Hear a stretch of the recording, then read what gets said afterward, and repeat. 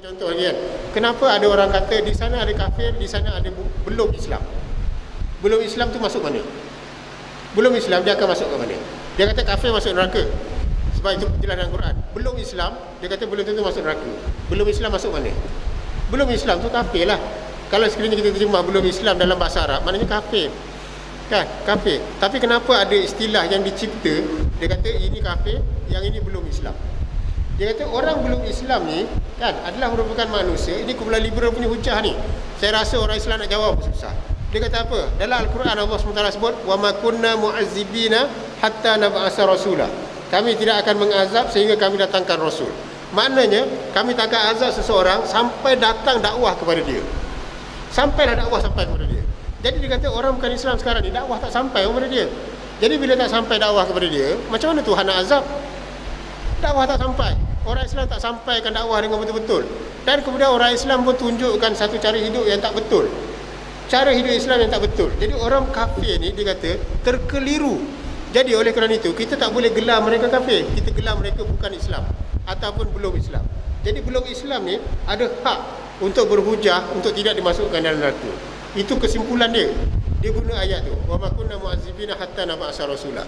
Kami tidak akan mengazab sampailah kami datangkan rasul. Mana sampai hujah. Kita nak jawab macam mana? Dan ini kekeliruan yang betul-betul berlaku. Kekeliruan yang betul berlaku.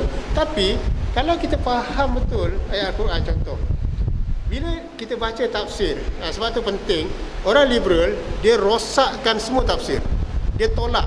Dia kata penafsiran lama semua perlu dikaji semula. Tapi dalam Islam kita ni bila baca tafsir, kita bacalah tafsir Ibn Katsir ke, tafsir Tabari ke, tafsir Qurtubi ke, tafsir Mawardi ke, tafsir ada baca sampai Zamakhsyari ke, tafsir Nasafi, tafsir jalan lain.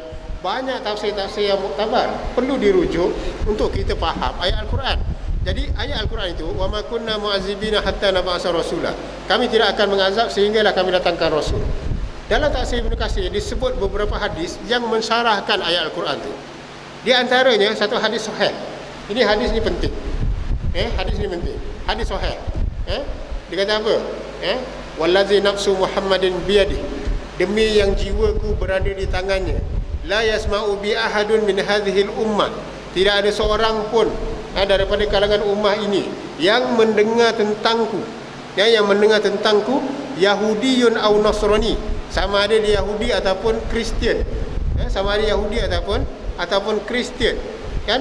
Summa yamut walam yu'min billadzi ursiltu bihi. Dan dia mati dalam keadaan dia tidak beriman dengan apa yang diutuskan kepadaku, illa kana min ashabin nar. Kecuali orang itu akan masuk dalam neraka.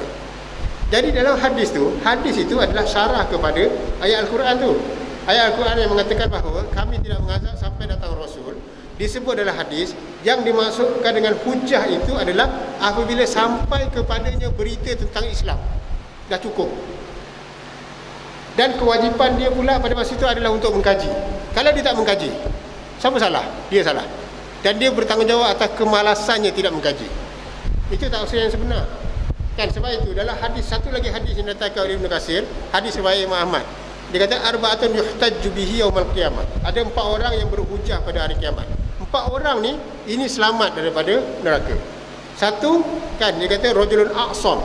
Kan dia tu seorang lelaki yang pekak, kan, yang datang risalah tapi dia tak faham sebab dia tak dengar. Lalu dia berhujah kepada Allah SWT di hari akhirat. Allah nak masukkan neraka, dia kata aku tak dengar risalah, Allah lepaskan dari neraka. Satu. Kemudian yang kedua, warajulun haram, iaitu lelaki yang terlalu tua. Datang kepada dia risalah, dia tak faham sebab dia terlalu tua. Uzur dah nyanyuk. Jadi Allah nak masukkan neraka, dia kata aku tak faham sebab aku terlalu tua, nyanyuk. Allah lepaskan dia.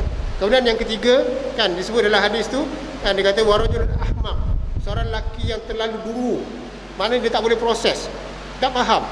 Jadi bila Allah nak masukkan neraka, dia kata aku ni dungu di dunia, lepas. Kemudian yang keempat, warajulun mata ala fatrah, dan lelaki yang mati di antara 2 wahyu yang terputus. Yang mati di celah-celah 2 rasul. Maknanya rasul ni dia mati dalam keadaan tak dengar langsung tentang Islam. Tak dengar langsung Islam. Jadi ini saja 4 golongan yang terlepas daripada azab neraka kalau sekiranya dia mati dalam keadaan tidak beriman.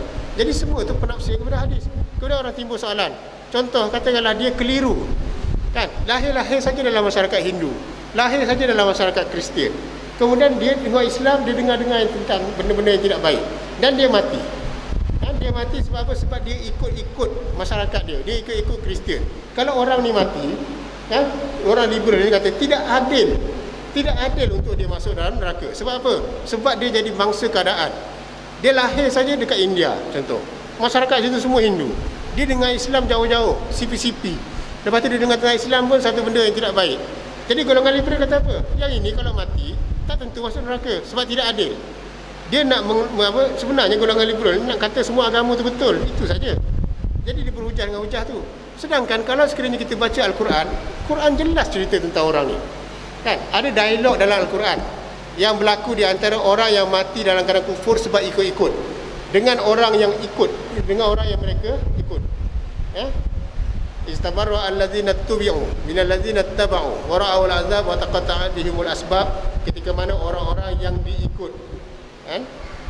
dia berlepas diri daripada orang yang mengikut mereka, wara'ul azab, dan mereka melihat azab, dan terputuslah pada masa itu sebarang hubungan.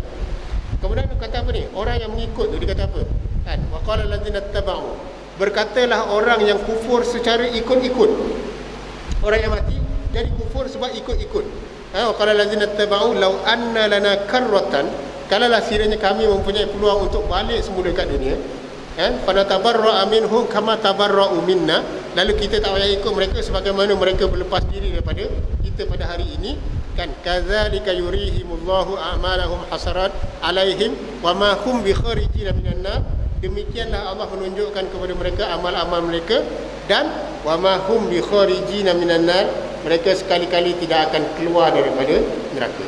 Jelas Allah sebut tentang orang yang hidup dekat dunia jadi kufur sebab ikut-ikut. Lalu bila ikut-ikut tu, bila mati, kan apa yang berlaku? Kan orang yang ikut-ikut ni, dia mengharap-harap alangkah baik kalau sekiranya kami boleh balik ke dunia, lalu kami tak payah ikut-ikut. Tak payah ikut-ikut. Tapi Allah kata apa? Kadzalika yurihimullahu a'malahum hasaratin alaihim. Demikianlah Allah menunjukkan kepada mereka amal-amal mereka, wa ma hum bikharijin minan nar, dan mereka selama-lamanya tidak akan keluar daripada neraka.